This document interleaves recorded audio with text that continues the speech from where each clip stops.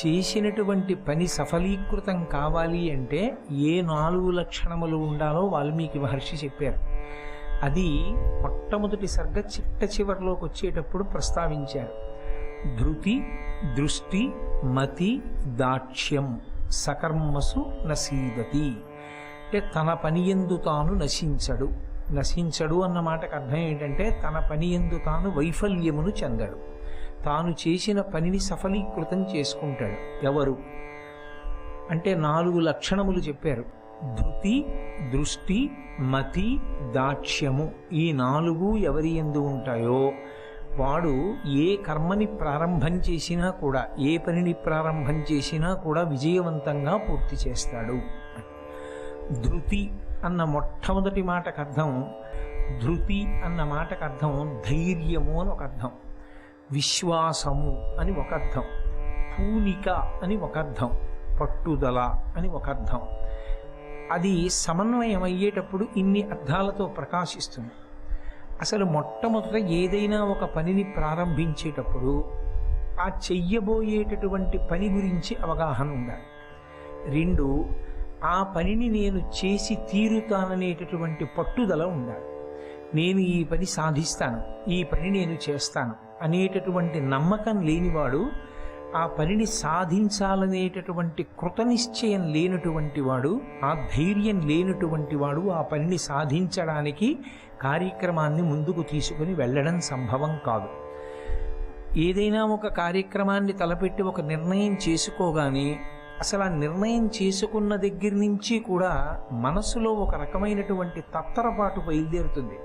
మీరు చాలామందిని పరిశీలనం చేస్తే కనపడుతుంది. ఏదో ఒక కార్యక్రమానికి రూపకల్పన చేస్తారు, ఇదిగో ఈ పని చేద్దామని.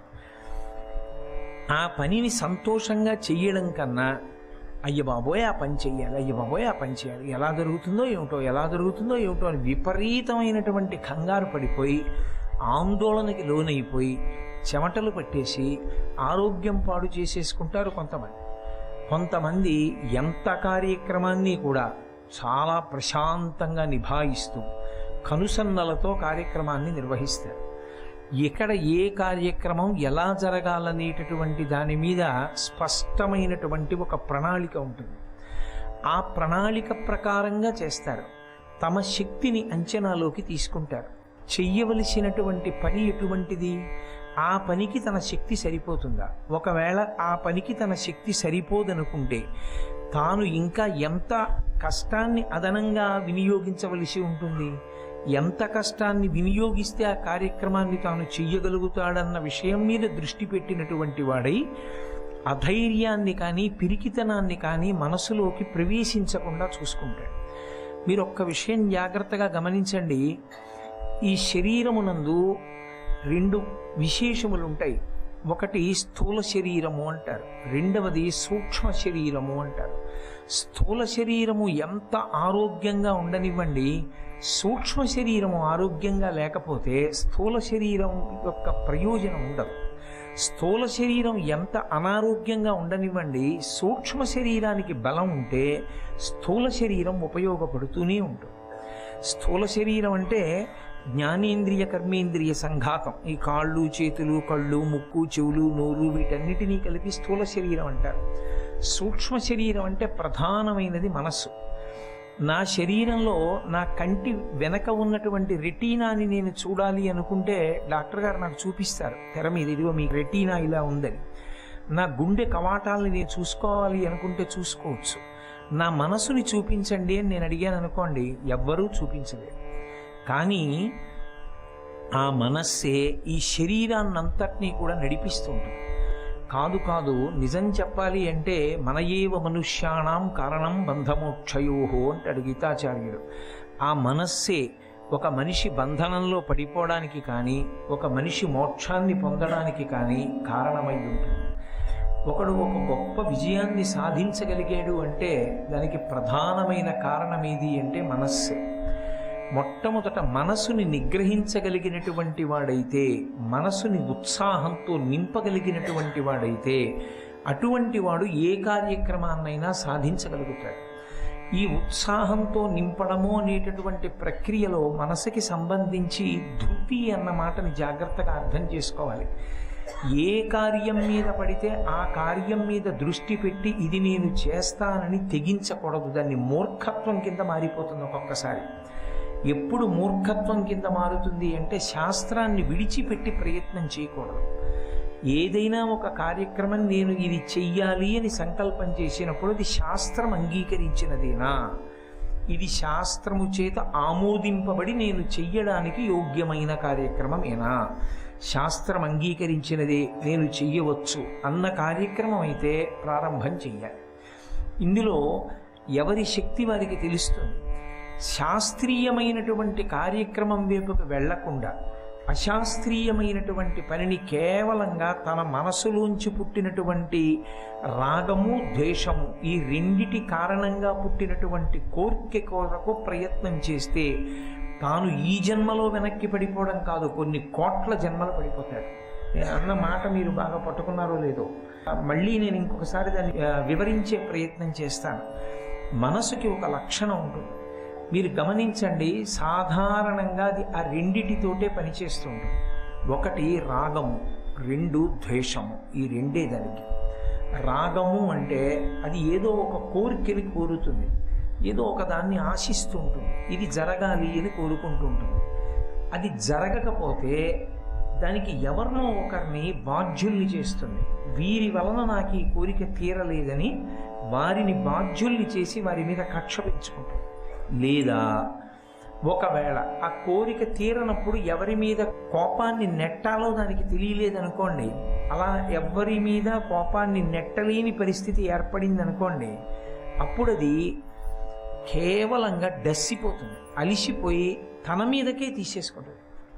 నేను పనికి మాలినవాడిని, నేను ఇది చేయలేకపోయాను, ఒక రకమైనటువంటి నిరుత్సాహానికి గురి చేస్తుంది. మనసుకున్నటువంటి చాలా పెద్ద బలము బలహీనత రెండూ అదే. ఏమిటి దాని బలం దాని బలహీనత అంటే రాగమున్న చోటుని ఎంత గట్టిగా పట్టుకుంటుందో ద్వేషమున్న చోటుని కూడా అంత గట్టిగానూ పట్టుకుంటుంది. మనసుకున్నటువంటి చాలా పెద్ద బలము బలహీనత రెండూ అదే. ఏమిటి దాని బలం దాని బలహీనత అంటే రాగమున్న చోటుని ఎంత గట్టిగా పట్టుకుంటుందో ద్వేషమున్న చోటుని కూడా అంత గట్టిగానూ పట్టుకుంటుంది. మీరు ఆలోచించండి, రాగం అంటే ప్రేమ ఉన్న చోటుని ఎంత గట్టిగా పట్టుకుంటుందో ద్వేషమున్న చోటుని అంత గట్టిగా పట్టుకుంటుంది. మీరు విడతీయలేరు మనసుని, చాలా కష్టం. నాకు నా కొడుకంటే ఎంతో ప్రేమ అనుకోండి, నా కొడుకుని స్మరిస్తూనే ఉంటుంది.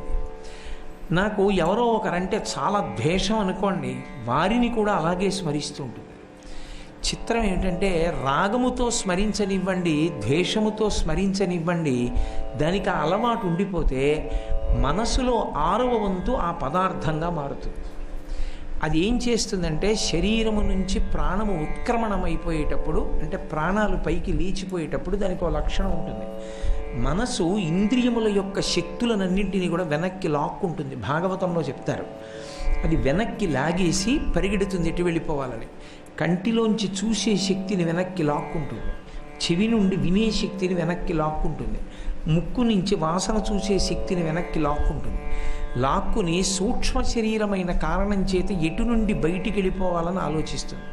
దాని కదలికలన్నీ దేని మీద ఆధారపడతాయంటే అది ఊపిరి చేత పోషింపబడుతుంది. ఊపిరిని కానీ మీరు నియంత్రించారనుకోండి మనసు నిలబడిపోతుంది, దానికి వేగం ఉండదు, ఇంకా కదలిక లాగుతాయి. అందుకే పూజ చేసేటప్పుడు తప్పకుండా ప్రాణాయామం చేయిస్తారు. ముక్కు పట్టుకోండి అంటారు. ముక్కు పట్టుకుంటే చెవులు పట్టుకుంటే ఏమొస్తుంది?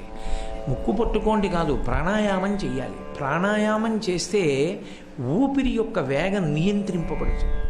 ఊపిరి యొక్క వేగము నియంత్రింపబడితే మనస్సు యొక్క వేగము నియంత్రింపబడుతుంది, మనస్సు నిలబడుతుంది. నిలబడిన మనస్సుని మీరు ఎక్కడికి వెళ్ళమంటే అక్కడికి ఎడుతుంది. హస్తయో అర్ఘ్యం సమర్పయామి అన్నారనుకోండి, అది పరమేశ్వరుడి చేతులు చూస్తుంది, మీకు చూపిస్తుంది. ఆయన చేతిలో నీళ్లు పోస్తుంది, అది వేగంగా కదులుతోంది అనుకోండి. అందుకే కోపంగా ఉంటే వేగంగా కదులుతుంది. కామంతో ఉంటే, కామం అంటే నేను అన్యమైన మాట గురించి ప్రస్తావించట్లేదు, కోరిక తీవ్రంగా ఉందనుకోండి ఏదైనా, అప్పుడు కూడా చాలా వేగంగా కదులుతుంది. అందుకే మనసప్పుడు లొంగేటటువంటి స్థితిలో ఉండదు. ఆ ప్రాణాయామము చేత వేగాన్ని నియంత్రిస్తే, ఊపిరి వేగాన్ని నియంత్రిస్తే మనసు యొక్క వేగము నియంత్రింపబడుతుంది. ఊపిరి లేదనుకోండి మనసు ఉండే అవకాశం ఉండదు. అందుకే అది ఎప్పుడు ఊపిరి వంక చూసుకుంటూ ఉంటుంది. చూస్తూ ఊపిరి ఆగిపోతోంది అని అది లెక్కలోకి తీసుకోగానే అది తీసేసుకుంటుంది వెనక్కి ఇంద్రియ శక్తుల్ని. ఆఖరి ఊపిరిలో అది నిర్గమించేస్తుంది, బయటికి వెళ్ళిపోతుంది. ఎట్నుంచి విడుతుంది అన్నది పరమేశ్వరుడికి తప్ప అన్యులకు తెలియదు. జీవుడికి తెలుస్తుంది ఎట్నుంచి బయటికి వెళ్ళాడు, కానీ చెప్పడానికి శరీరానికి సాక్ష్యం ఉండదు. ఇంకా అసలు పరమేశ్వరుడు పెట్టినటువంటి రంధ్రములు 11 రంధ్రములు. 2 కళ్ళు, 2 ముక్కులు, 2 చెవులు 6, నోరు 7, మలద్వారం 8, మూత్రద్వారము 9, నాభిస్థానము 10, బ్రహ్మరంధ్రము 11. కానీ 9 రంధ్రములే ఎప్పుడు పనిచేస్తుంటాయి. ఇందులో నాభిద్వారము అమ్మ కడుపులోంచి బయటికి వచ్చిన తర్వాత మూత పడిపోతుంది. ఎందుకంటే నాభి కోసేస్తారు.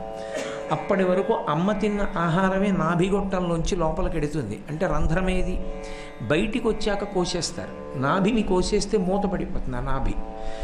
10వ రంధ్రం మూసుకుంటుంది. 11వ రంధ్రం జీవుడు నిర్గమించేటప్పుడు తెరుచుకోవాలి. ఆఖరణ శరీరాన్ని విడిచిపెట్టే ముందు ఊర్ధ్వముఖ చలనం చేసి 11వ రంధ్రాన్ని తెరుచుకుని బయటికి వెళ్ళాలి. అదొక్కటే నిజానికి బయటికి వెళ్ళవలసిన మార్గం. అలా వెళ్ళిపోతే ఇక వాడు రాడు శరీరంలోకని గుర్తు, మోక్షాన్ని పొందాడని గుర్తు. సరిగా సాధన చేసుకోలేదని గుర్తు ఏమిటంటే, దేనిని మనసు బాగా పట్టేసుకుందో దాన్నే పరమేశ్వరుడు తీర్పుగా స్వీకరిస్తాడు. అందుకే మీరు శాస్త్రంలో ఒక గహనమైన విషయం ఉంది. మనుష్య జన్మకి పునర్జన్మలో ఈశ్వరుడి యొక్క ప్రమేయం ఉండదు. ఈశ్వరుడు జోక్యం చేసుకోడు. మనుష్య జన్మ తరువాత ఏ జన్మ రావాలి అన్నది మనుష్యుడు చేసుకున్నటువంటి సాధన మీద ఆధారపడుతుంది. ధన్య అని లలితా సహస్రనామంలో ఒక నామం. ఆ నామానికి భాస్కరరాయల వారు వ్యాఖ్యానం చేశారు. భాస్కరరాయల వారు వ్యాఖ్యానం చేయడం అంటే పరదేవతే వ్యాఖ్యానం చేసింది. భాస్కరరాయల వారు నిమిత్తం నిజానికి. ఎందుచేత అంటే ఆయనని ఆధారం చేసుకుని అమ్మవారు పలికింది. అమ్మవారు ఆయన్ని అడిగింది లలితకి భాష్యం చేయమని. ఆయన అన్నారు, నీ చెయ్యనన్నారు. ఎందుకు చెయ్యవంది? నాకు అప్పు ఉందమ్మా, రుణం ఉన్నవాడు లలితా సహస్రానికి భాష్యం రాయకూడదు, అందుకని నేను రాయనన్నారు. ఆయన మరునాడు పూజామందిరంలోకి వెళ్ళేటప్పటికి రుణం తీర్చేసిన పత్రాలని పూజామందిరంలో ఉంచింది అమ్మవారు. నీకు రుణం తీర్చేశాను, భాష్యం చేయాలి. అప్పుడు ఆయన భాష్యం చేశారు. అంతటి మహానుభావుడు కాబట్టి అందులో ధన్య అన్న నామానికి భాస్కరరాయల వారు వ్యాఖ్యానం చేస్తూ ఈ పునర్జన్మ సిద్ధాంతం గురించి ఒక మాట చెప్తారు. మనుష్యుని యొక్క పునర్జన్మ గురించి. మనసు ఎప్పుడూ భగవత్ సంబంధమైన విషయాన్ని, శాస్త్ర సంబంధమైన విషయాన్ని, గురు సంబంధమైన విషయాన్ని, దైవ సంబంధమైన విషయాన్ని ఆలోచన చేసిందనుకోండి, అలవాటు పడిపోతే అది ఉత్క్రమణ సమయంలో దాన్నే పట్టుకుంటుంది, అదే ఆలోచిస్తుంది. అందుకే నామం పట్టుకోండి, నామం పట్టుకోండి, వాంగ్మయం పట్టుకోండి, భగవంతుణ్ణి పట్టుకోండి అనడానికి కారణం అదే. మనస్సుకి ఏది ఇస్తూ ఉంటారో దాన్నే పట్టుకుంటూ ఉంటుంది. పట్టుకుని ఆఖరి స్మరణగా, ఆఖరి ఊపిరిలో, ఆఖరి కదలికలో, ఆఖరిసారి దేని పట్ల మమకారం పెట్టుకుందో దాన్ని స్మరిస్తుంది. ఏది స్మరించారో దాన్ని ఈశ్వరుడు అడుగుతాడు. నువ్వు దీన్ని స్మరించావా లేదా అని అడుగుతాడు. మనసుకుండే బలహీనత బలము కూడా అదే. నేను చెప్పే మాటని చాలా గట్టిగా పట్టుకోవాల్సి ఉంటుంది. ఎందుకంటే నేను చాలా గంభీరమైన విషయాన్ని ప్రస్తావన చేస్తున్నా. నేను అది మనసు బలహీనత అని నేను మీతో చెప్పట్లా. మనసు యొక్క బలహీనత బలము కూడా అవే అని చెప్తున్నాను. ద్వేషము చేత పట్టుకుంటుంది, రాగము చేత పట్టుకుంటుంది. నాకెవరి మీదో కోపం ఉంటే అస్తమానం తలుచుకుంటుంది. ఈ కుమారులాంటి నన్ను ఇంత ఇబ్బంది పెట్టాడని అదే పనిగా తలుచుకుంటుంది. నాకు ప్రేమ ఉన్నా అలాగే తలుచుకుంటుంది. ఇందులో ద్వేషంతో పట్టుకోండి, రాగంతో పట్టుకోండి. మీరు ప్రపంచాన్ని పట్టుకుంటే పునర్జన్మ తిరియక్ అంటే వెన్నుపం అడ్డంగా ఉండేటటువంటి ప్రాణిగా వెళ్ళిపోతాడు. ఇక కర్మాధికారం ఉండదు, ఇక మనుష్యుడు కాడు. పుస్తకం చదవడం, భగవంతుడి నామం చెప్పడం ఇవి సాధ్యం కాదు. మనుష్యునికి ఉన్న గొప్ప వరం ఏమిటంటే మాటయే వరం భగవంతుడిచ్చింది, అది ఉండదు. ఇక ఈ రాగము, ఈ ద్వేషమే మనసుకున్నటువంటి పెద్ద బలం. ఎందుచేత బలమైపోతుందంటే అదే పనిగా మీరు పౌరాణిక వాంగ్మయం మీద, భగవంతుడి మీద, గురువుల మీద అనురక్తిని పెంచేసుకున్నారనుకోండి, మీరు వద్దు అన్నా అది విందం, అది వాళ్ళ దగ్గరికే వెళుతుంది. అయిందానికి కాందానికి అది అస్తమానం తలుచుకుంటుంది. ఏం చేస్తుండనివ్వండి, ఏం చూడనివ్వండి, పరమాచార్య స్వామి వారి జ్ఞాపకం వస్తూ ఉంటారు. ఏది చదువుతుండనివ్వండి, మీకు జీవితంలో ఏ సమస్య నానివ్వండి, రామాయణం జ్ఞాపకానికి వచ్చి రామచంద్ర ప్రభు జ్ఞాపకం వస్తూ ఉంటారు. ఇప్పుడు రాగము చేత కానీ ద్వేషము చేత కానీ నేను రావణాసురుడిలా పాడైపోకూడదు అని ఒక ద్వేషభావం పెట్టుకున్నారనుకోండి రావణుని యందు. ఇప్పుడు ద్వేషభావంతో తలుచుకోవడం సుగుణముల కొరకు అయిపోతుంది. అయిపోయి ఈ రాగద్వేషములు ఏమైపోతాయంటే ఇదే బలం. నేను మీతో చెప్పింది ఇదే. అప్పుడు బలహీనత ప్రపంచాన్ని పట్టుకున్నప్పుడు ఇప్పుడు అది బలంగా మారిపోతుంది. మారిపోయి ఈ మనసే చిట్ట చివరి ఆలోచనలో ఉత్క్రమణ సమయమునందు భగవంతుణ్ణి స్మరిస్తుంది, లేకపోతే శాస్త్రాన్ని స్మరిస్తుంది, గురువుని స్మరిస్తుంది, భగవద్ విషయాన్ని గురించి ఆలోచిస్తుంది.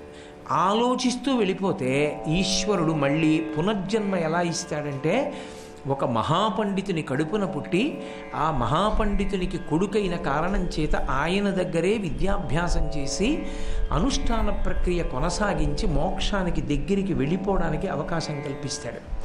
కాబట్టి మనుష్యుని యొక్క శరీరము వలన ప్రమాదం వస్తుందా అంటే నిజానికి శరీరము వలన ప్రమాదం కాదు, మనసు వలననే ప్రమాదం ఉంటుంది ఎప్పుడు. అందుకే త్యాగరాజస్వామి వారి కీర్తనలు చూసినా, శంకరాచార్య స్వామి వారి వాంగ్మయం చూసినా ప్రబోధమంతా దేని కొరకు అంటే మనసు మీద ప్రభావం చూపించడం కొరకే. ఏమండి, ప్రవచనం విని మేము చాలా మారేమంటారు. చాలా మారేమంటంలో కాళ్ళు చేతులు ఏమైనా 2 అంగుళాలు పెరుగుతాయా? పెరగవు. మనసుకి పట్టిన సంస్కారము మారుతుంది. ఇత పూర్వం ఒకలా ఉండేవాడు, ఇప్పుడు ఆ సంస్కారము ఇంకొకలా మారిపోతుంది. మారిపోయి శాస్త్రవిహితమైనటువంటి కర్మ వైపుకి వెళ్ళిపోతుంది. నేను మీతో ఒక ఉదాహరణ చెప్పాలి అంటే, నాకు ఒకనకొకప్పుడు ఒక ఆవిడ ఫోన్ చేశారు. ఫోన్ చేసి నాతో మాట్లాడంటే నేను చాలా మురిసిపోయిన మాటకి. ఆవిడ నాతో అన్నారు, ప్రతి చిన్నదానికి కొప్పడేవాడిని గురువుగారు, నా భర్త నాతో కలిసి ఉండేవాడు కాదు, భయపడిపోయేవారు నిద్ర లేచిన దగ్గర నుంచి. నా పిల్లలు నా దగ్గరికి వచ్చేవారు కాదు, నా అత్తమామలు పలకరించేవారు కాదు, తల్లిదండ్రులు పలకరించేవారు కాదు, తోబుట్టువులు పలకరించేవారు కాదు. చిత్రం ఏమిటంటే నేను ఎంతో తృప్తి పడేదాన్ని, ఇంత కోపిష్టిదాన్ని, అందరికీ భయమని. నేను కాకతాళీయంగా ఒక రోజున మీ ప్రసంగం విన్నాను. మీ ప్రసంగం అంటే బాగా గుర్తుపెట్టుకోండి, కోటేశ్వరరావు సొంతం ఏం లేదు, అదంతా ఋషిప్రోక్తమైందే. నేను చెప్పే ఆ గౌరవం వాళ్ళది. నేను వడ్డించేవాడిని. వంటలు ఒకడు చేయిస్తే కష్టపడి డబ్బెట్టి ఒకడు వడ్డన చేశాడనుకోండి, వడ్డన చేసిన వాడిదా అదంతా ఫలితం, వండించిన వాడిదా? వండించిన వాడిది. ఆయన లేనప్పుడు వడ్డించిన వాడు ఎక్కడున్నాడు? వాల్మీకి, వ్యాసుడు, పోతన వంటి మహానుభావులు ఉన్నారు కాబట్టి నాలా వడ్డించేవాడు ఉన్నాడు. అది కూడా గట్టిగా అన్నపాత్ర పట్టుకోవడం చేత కాక ఏదో ఒలికిపోయినా పర్వాలేదు అనుకునేటటువంటి అతి తేలిక పదార్థం పట్టుకునేటటువంటి అల్పజీవిని నేనెంతటి వాడిని, నాది ఆ గొప్పని నేను చెప్పట్లేదు, అది ఋషుల వైభవం. ఆవిడ ఒక మాట అన్నారు నాతో, ఎంత అసహ్యకరమైన జీవితం జీవిస్తున్నానో నాకు అర్థమైందండి. ఇప్పుడు నేను నా తల్లిదండ్రుల్ని ప్రేమిస్తున్నాను, నా అత్తమామల్ని ప్రేమిస్తున్నాను, నా పిల్లలు ఎంతో చేరికగా వస్తారు. అమ్మా మాకు అప్పుడు ఎంత భయం వేసేదో, ఎంత మారిపోయావమ్మా అంటారు. నేను ఇప్పుడు చిరునవ్వు నవ్వుతున్నాను. మీకు నేను ఇలా చెప్పకపోతే కృతజ్ఞురాలను అవుతానని నేను ఫోన్ చేశానండి అన్నారు. నేను ఎంతో సంతోషించాను. అది ఇప్పుడు చెప్పండి, ఒక ప్రవచనం, ఒక మంచి మాట వినడం, ఒక మంచి పుస్తకం చదువుకోవడం దేని మీద ప్రభావం చూపించడం కోసం? కర్మేంద్రియముల మీద తిన్నగా దాని ప్రసారం ఏం ఉండదు. చేతిలో కొత్త మార్పేం రాదు, కాళ్ళకి కొత్త మార్పేం రాదు, కంటి చూపులో కొత్తగా మార్పేం రాదు. అప్పుడు చూస్తాడు, ఇప్పుడు చూస్తాడు. అంతకుముందు చూసిన చూపులో తమకం ఉంది, ఇప్పుడు చూసిన చూపులో కంచి కామాక్షి కనపడుతోంది ఆయనకి ఎదురుగుండా ఉన్నటువంటి ఆ స్త్రీమూర్తి యందు. లోపలి భావన మారింది, మనసు మారింది. ఇప్పుడు ఆయనకి ప్రతివారిలో కామాక్షి పరదేవత కనపడుతోంది. చూడడంలో తేడా ఉందా? కన్ను ఏమైనా కొత్తగా వచ్చిందా? లేదు. కానీ ఆయన ఇప్పుడు మెట్లు ఎక్కుతున్నాడు. ఇతపూర్వం అదే కంటితో చూశాడు, అధపాతాళానికి కిందకి దిగిపోయాడు. చూడకూడని చూపు చూసింది కన్ను కాదు, మనస్సు. ఆ మనసుకి సంస్కారం కావాలి. ఆ మనసుకి సంస్కారం అందించేది ఏది అంటే కేవలము 2 అందిస్తాయి. ఒకటి శాస్త్రము, 2 గురువు. ఈ ఇద్దరే అందిస్తారు. కాబట్టి ఆ సంస్కారమును పొందినటువంటి మనసు అయితే అది పునర్జన్మల యందు మళ్ళీ తిరియక్కుగా వెళ్ళిపోకుండా పరమేశ్వరుడికి దగ్గరయ్యేటటువంటి అవకాశాన్ని కల్పిస్తుంది. అందుకే పట్టుదల అన్నది దేని వైపుకి ప్రయాణం చెయ్యాలి అంటే శాస్త్రవిహితమైన కర్మల వైపుకి ప్రయాణం చెయ్యాలి తప్ప పనికి మాలిన విషయముల యందు పట్టుదలకి పోకూడదు. నేను ఇవాళ లోకంలో మనం తరచుగా ఒక మాట వింటుంటాం, ఎవరో ఒక ఆమె వాడికి కనపడుతుంది, ఆమెను వివాహం చేసుకోవాలనుకుంటాడు. కానీ ఒకటి ఆలోచించండి, ఆ తల్లిదండ్రులకి ఒక అందమైన కూతురు పుట్టినప్పుడు ఆ తల్లిదండ్రులకి ఎన్ని ఆశలు ఉంటాయి. బాగా చదువుకుంటూ అంత అందమైన పిల్లని యోగ్యుడైన వరుడికి ఇవ్వాలని ఆ తల్లిదండ్రులు కోరుకోరా? నువ్వెవరివి కోరుకోవడానికి ఆ పిల్లని? ఎక్కడిది నీకు ఆ స్వాతంత్రం? ప్రేమయందు ధైర్యం ఉండాలన్న పేరు చెప్పి అక్రమాలిన సందేశాలు ఇచ్చి యువతని పెడత్రోవ పట్టించి పిల్లలు చెయ్యకూడని పనులు చేసేటటువంటి సాహసం వైపుకు పురికొల్పడం ధైర్యం అన్న మాటలోకి వస్తుందా? దాన్ని ధృతి అనొచ్చా? అనకూడదు. అందుకే శాస్త్రవిహితమైనటువంటి కర్మ ఏది ఉంటుందో ఆ కర్మ చెయ్యడంలో ఉండేటటువంటి పట్టుదలకి మాత్రమే ధృతి అని పేరు. సర్వం శ్రీ ఉమామహేశ్వర పరబ్రహ్మార్పణమస్తు. స్వస్తి.